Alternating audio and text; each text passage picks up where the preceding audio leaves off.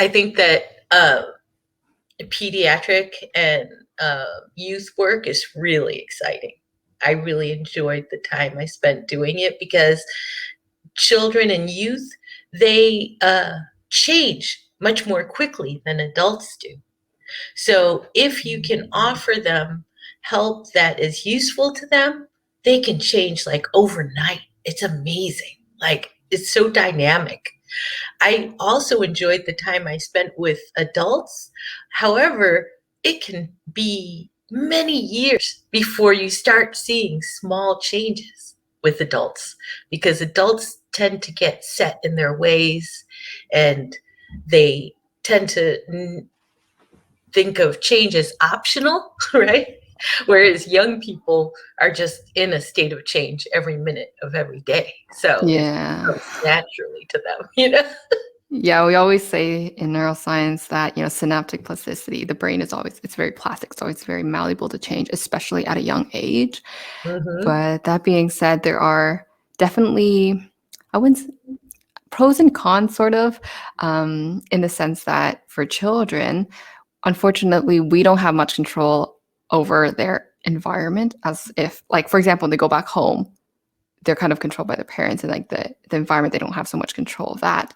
Whereas for adults, they have more agency and more capability to control the external, the external environment which they're around. Less so, I guess, the biochemical basis, but more so about the social basis, whereas it's kind of reversed for children. That's what I kind of think, at least. Yes. Well, I think at all times our environment is really crucial, but of course, more so when we're a child because we don't have a lot of control over our environment when we're children. However, that's part of what I found really exciting about working with children and youth is that I absolutely did my best to work with the families because to not work with the families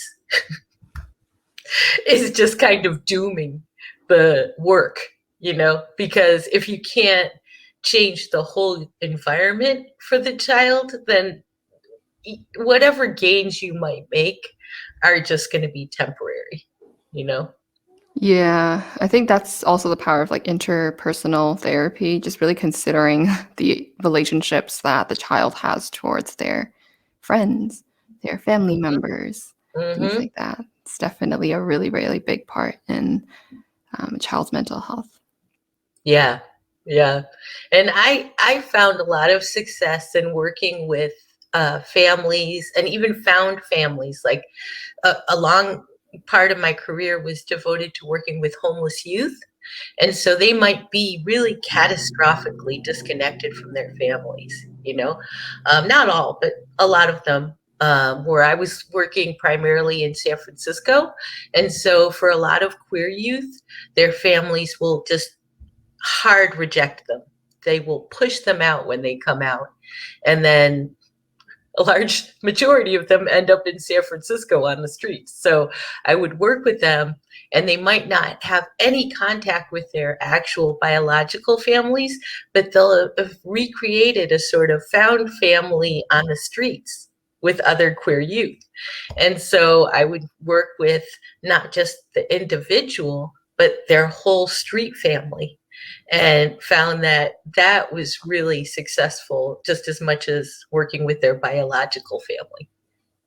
Oh, that's really wonderful, Sue. Yeah. I love it. Amazing.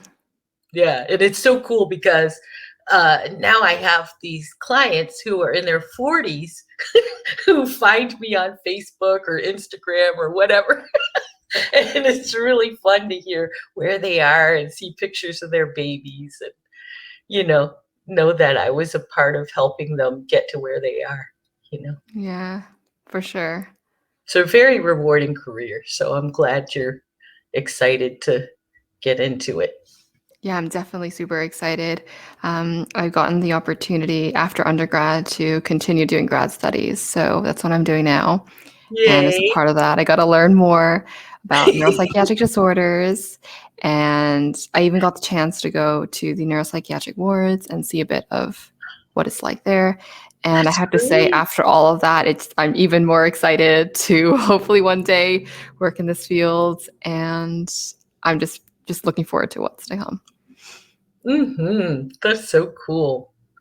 Um, what do you think is the main concern or the main concerns of young people today?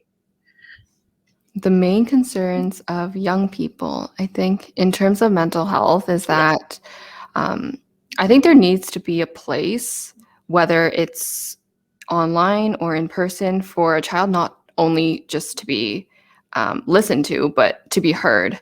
They need to be heard because it's ultimately the utmost importance for them to prioritize their health, both physical and mental.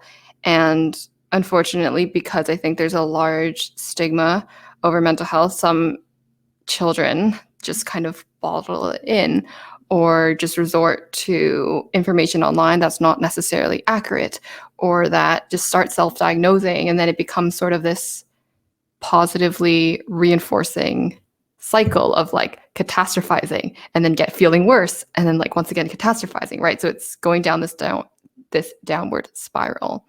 And so I think there needs to be this education component of it, first of all, to teach children um, what these mental health disorders are.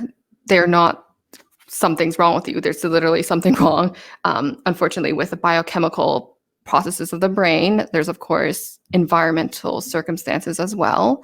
And then from there, it's important to give children the ability to reach out and to get that courage to talk about it. So I think, yeah, the educational component and the empowerment component is lacking. And as a part of Psych2Go, that's kind of what we want to empower young children to do, to educate themselves and to talk about it. For sure. I'd also like to say that hopefully if there's any children watching, no Yes. problem is ever too big or ever too small. If there's something bothering you or anything, please reach out. Please talk about it Yes, because it's a please. very, very important thing to do. Mm-hmm.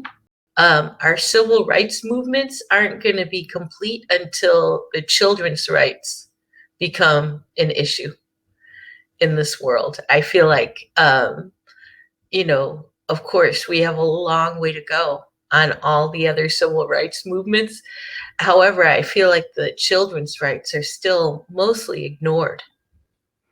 Yeah, I think it's important for children just to speak out about what matters to them and try to become a part of that change on whatever level, whether that's just like starting from talking to someone else or creating a little blog or creating a YouTube channel to share thoughts. I think everything counts and everything can have the potential to grow and become meaningful change.